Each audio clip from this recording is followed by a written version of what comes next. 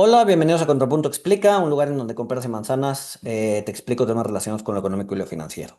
Y hoy vamos a hablar de un tema un tanto complicado, pero interesante y que seguramente muchos de ustedes han escuchado, y es el VIX. ¿Qué es el VIX? ¿Cómo se calcula el VIX? ¿No? De entrada, el VIX es el índice de volatilidad, es Volatility Index. Y lo que mide es la volatilidad esperada del mercado en los próximos 30 días, ¿no? O sea, particularmente el S&P, ¿no? Es calculado por el CBOE, que es el Chicago Board Option Exchange, es una bolsa de valores en Chicago que se dedica solamente a operar opciones y como decía, se basa en los precios de las opciones del S&P 500, ¿no? Entonces mide volatilidad esperada los siguientes 30 días, ¿no? Por ejemplo, cuando los inversionistas esperan que el mercado sea muy volátil, ¿no? Por ejemplo, en monedas de crisis o incertidumbre, entonces los precios de las opciones tienden a subir y el VIX justo lo que hace es que interpreta estos precios para estimar cuánto movimiento al alza o a la baja esperan que existan los participantes del mercado en 30 días, ¿no? Eh, También, a ver, también es conocido o sea, mal conocido como el índice del miedo, ¿no? Porque generalmente tiende a subir cuando hay incertidumbre o cuando hay miedo o cuando el mercado cae, ¿no? Sin embargo, o sea, ¿por qué? Porque el mercado, cuando hay pánico, los inversionistas tienden a comprar opciones para protegerse y eso hace que el VIX suba. Ahorita vamos a ver cómo se calcula el VIX y por qué cuando compran opciones tienden a protegerse. Sin embargo, esto no necesariamente es cierto. Muchas veces hemos visto al VIX subir con un mercado al alza. No es lo más común, pero sí sucede, ¿no? Entonces, por eso digo que es un poco mal llamado el índice del miedo, porque no necesariamente se da siempre esa correlación de la bolsa cae y por lo tanto el VIX sube o el índice de miedo sube, ¿no? Entonces, bueno. Antes de continuar, un recordatorio, ¿no? Tengo un capítulo de opciones, se los pongo al final de este video para que la revisen. Ahorita vamos a hablar algo de opciones. No voy a entrar a explicarlas otra vez, vayan a ver ese video. Si es que no conocen muy bien de las opciones, ahí les platico también de las griegas en las opciones, la vega, el rho, la delta, la gamma, ¿no? Y qué significan y por qué son importantes. Pero bueno. Si no conocen bien de acciones, vayan a ver ese video. Se los dejo al final de este capítulo. ¿Cómo se calcula el VIX? Y esto es bien importante. Para calcular el VIX se utilizan opciones out of the money, es decir, opciones, tanto pools como calls, que tienen poca probabilidad de ser ejecutados, ¿no? En el caso de un call, el precio de ejercicio está por encima del precio actual, es decir, no tiene sentido ejecutarla, mejor compro a mercado. Y en el caso de un put, el precio de ejercicio está por debajo del nivel actual, es decir, no tiene caso vender. ¿Por qué? Porque no, o sea, la opción no tiene valor intrínseco, ¿no? Todos estos términos los uso en el video de opciones, entonces, si no saben de qué estoy hablando, si de repente se perdieron, pónganle pausa a este y vayan a ver aquel. ¿Por qué se utilizan opciones out of the money? Porque las opciones out of the money tienen mayor sensibilidad a la volatilidad implícita. Acuérdense que una opción tiene digamos que varios drivers. El precio de la opción tiene varios drivers. El precio del subyacente, el precio, o las tasas de interés, el tiempo que falta para vencer, etcétera, etcétera, ¿no? Si una opción out of the money, generalmente todas esas drivers pesan menos que la volatilidad. La volatilidad pesa mucho más en las opciones out of the money.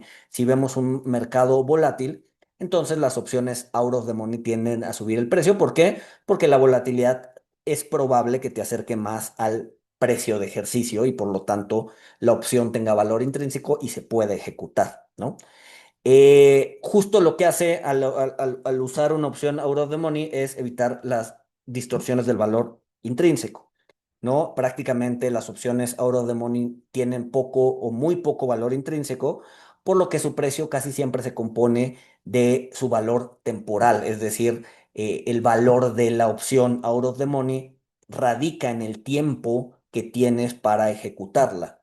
Si tienes un año para ejecutarla, pues entonces es mucho más probable que el índice llegue al strike price o el precio de ejercicio por temas de volatilidad que por otra cosa.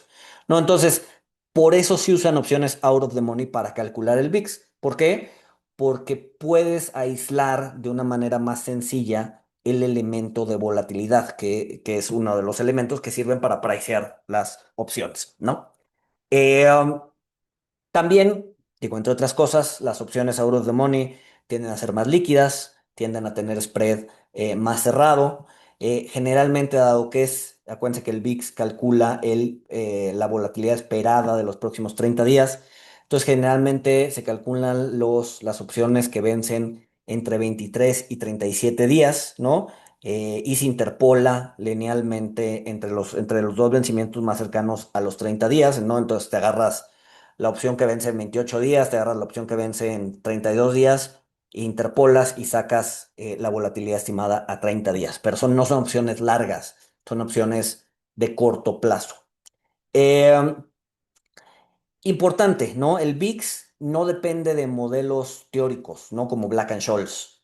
Más bien depende de los precios del mercado. Entonces, asume que los precios de las opciones están bien priceadas, o sea, están donde deberían estar.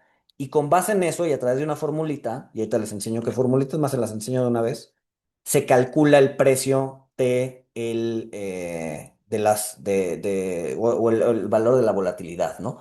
Vemos aquí, la fórmula que se utiliza para hacer el VIX es una fórmula de volatilidad implícita llamada modelo de varianza directa, y en esencia es esto, ¿no? La volatilidad implícita en una opción, vamos a ver que se calcula haciendo esta fórmula. No me voy a meter en detalles, pero si se fijan, tiene que ver con pues, todos los componentes de una opción. El tiempo, ¿no? Que es la tau, la diferencia en strikes consecutivos, el precio de ejercicio, el precio medio del call y put, la tasa libre de riesgo, que es la RO, el precio forward estimado del S&P, que tiene que ver con la delta, el strike más cercano al precio forward. Entonces, metes todo esto a la formulita, que son precios conocidos y de mercado, ¿no?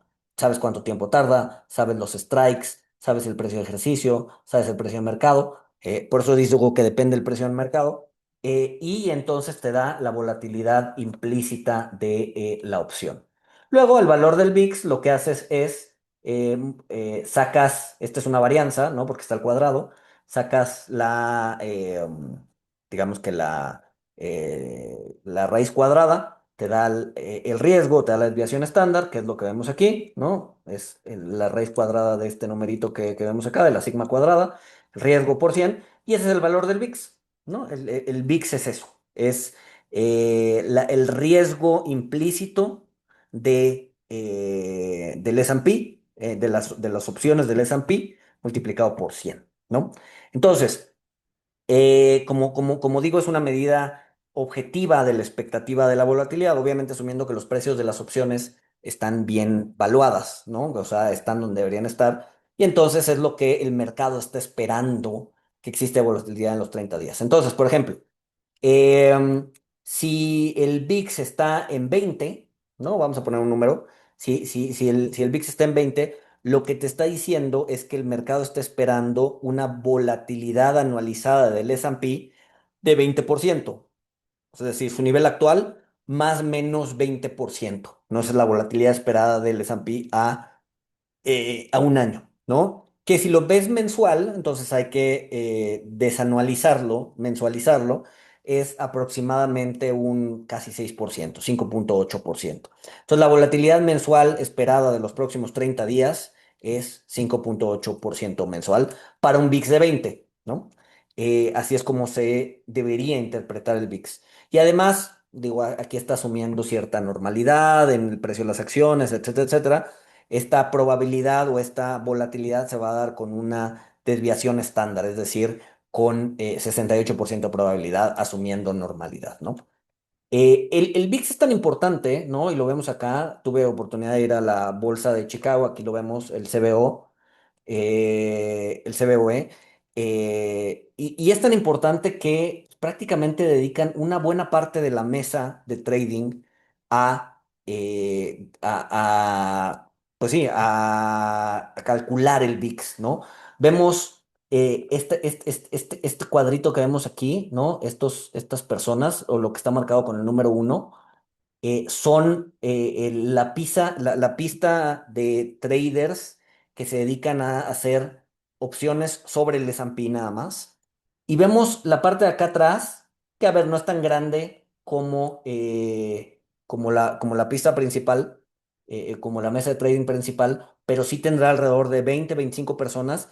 Ellos solamente se encargan a calcular el VIX, ¿no? A calcular cuál es la volatilidad implícita de las opciones out of the money del S&P. Entonces, hay una parte bien importante de la mesa de trading de la bolsa de Chicago de opciones que se dedica justamente a hacer el cálculo del VIX. Y lo vemos acá. Digo, aquí la foto no ayuda porque no se ve bien qué tan profunda es la imagen, pero pues, prácticamente aquí estas pantallas dividen las dos mesas y vemos como sí hay como 20 o 25 personas de este lado que justamente lo único que hacen es que se dedican a calcular el VIX. Entonces, bueno, ¿qué críticas le podemos hacer al VIX? Que en realidad no mide el miedo, ¿no? Lo que mide es la volatilidad implícita de las opciones, ¿no? A veces sube sin que haya pánico por temas técnicos, ¿no? Y es un poco lo que les decía, sí hay veces en donde vemos al mercado subir y al VIX subir también, ¿no? Y eso no te está indicando miedo, simplemente te está indicando que la volatilidad implícita en las opciones del S&P está subiendo, ¿no? Otra cosa es que solo refleja expectativas de corto plazo, ¿no? Dado que se utilizan opciones out of the money entre 23 y 37 días, pues obviamente son expectativas de corto plazo, entonces es volatilidad de corto plazo. Otra crítica es que el VIX asume que los precios de las opciones, los precios actuales de mercado de las opciones, reflejan correctamente las expectativas de mercado, es decir, está asumiendo que los precios, pues sí, reflejan lo que el mercado está pensando respecto al riesgo, cuando en realidad pues, pueden estar distorsionadas por diversas razones, ¿no? Entonces no necesariamente los precios van a reflejar siempre la volatilidad esperada. Otra crítica es que no mide la dirección del mercado, no solo mide la magnitud, puede ser para arriba o para abajo, no un VIX del 20%, como decía, es la volatilidad esperada, la volatilidad anual esperada del S&P durante el próximo año, pero la volatilidad juega para los dos lados, para arriba y para abajo. Entonces no necesariamente te marca magnitud. Y además, pues no es bueno midiendo eventos repentinos y de cola, ¿no? Tiende a tener cierto rezago. Generalmente, pues a ver, y eso es normal porque se basa en los precios, ¿no? Los precios generalmente pues, no traen implícitos o no traen bien mapeados eventos de riesgo o eventos de cola o eventos repentinos, ¿no? Generalmente cuando sucede es cuando se ajusta no antes. Y dado que el VIX se basa en los precios de las opciones, pues igual los precios de las opciones se van a ajustar cuando el evento sucede, no antes. Entonces no es un buen predictor de eventos de cola. Entonces, bueno, en esencia eso es el VIX. Les presenté la formulita, muchos de ustedes se espantaron, yo me espanté cuando la vi, dije, o sea, es una fórmula complicada. Sin embargo, pues es la fórmula que se utiliza para calcular la desviación estándar o el riesgo esperado del mercado, ¿no? Y ojo, no es un riesgo teórico, es un riesgo de mercado, o sea, no es un riesgo que sale de Black and Scholes, sino es un riesgo de mercado, es un riesgo de corto plazo y bien importante, y aquí creo que vale la pena hacer esta nota al pie de página, eh, por la forma en la que se calcula el VIX y por la forma en la que te dice, acuérdate que el índice el 20, el VIX en 20 o el 20 o el 35 o el 40, lo que te está diciendo es la volatilidad anual esperada durante el próximo año, ¿no? Entonces no tiene mucho sentido hacer cambios porcentuales del VIX. Es decir, el VIX subió de 20 a 30%, por lo tanto, del 20 al 30. El índice del VIX subió del 20 a 30, por lo tanto, subió 50%. Eso no tiene sentido. Simplemente no tiene sentido por la forma en la que está construido el índice. El índice simplemente es una lectura de inflación. Hacer un porcentaje o hacer un cambio porcentual de esa forma pues, no tiene mucho sentido porque estás haciendo cambios porcentuales en un riesgo, ¿no? O sea, en una desviación estándar. No hace sentido, ¿no? Entonces, aguas con los que les digan, el VIX subió 10% hoy. No tiene sentido. Simplemente no tiene sentido. Lo que nos importa es el valor del índice y lo que nos dice ese valor del índice es la volatilidad esperada del S&P según los precios de las opciones para el siguiente año, ¿no? Que además tampoco tiene sentido verlo anual porque es una perspectiva de corto plazo, entonces hay que mensualizarla. Entonces ese 20%, ese 20 hay que llevarlo a niveles mensuales y entonces ya podemos saber que la volatilidad esperada del S&P cuando el VIX está en 20 es 5,8% mensual. Es decir, el próximo mes vamos a ver variaciones o el mercado espera ver variaciones alrededor del 5,8%, una desviación estándar, ¿no? Eso el VIX, un video un poquito complicado, lo intenté poner con peras y manzanas. Si no le entendieron bien, vayan a revisar el capítulo de opciones. En ese capítulo es mucho más básico y ya con ese capítulo pueden venir a volver a ver este capítulo para entenderle mejor de qué es lo que estaba hablando y por qué es importante medirlo y cómo se interpreta, ¿no? Eso es lo más importante, cómo interpretar el VIX. Espero que les haya gustado, compártanlo, califíquenlo, denle like, dejen un comentario, suscríbanse y nos escuchamos el siguiente jueves. Bye.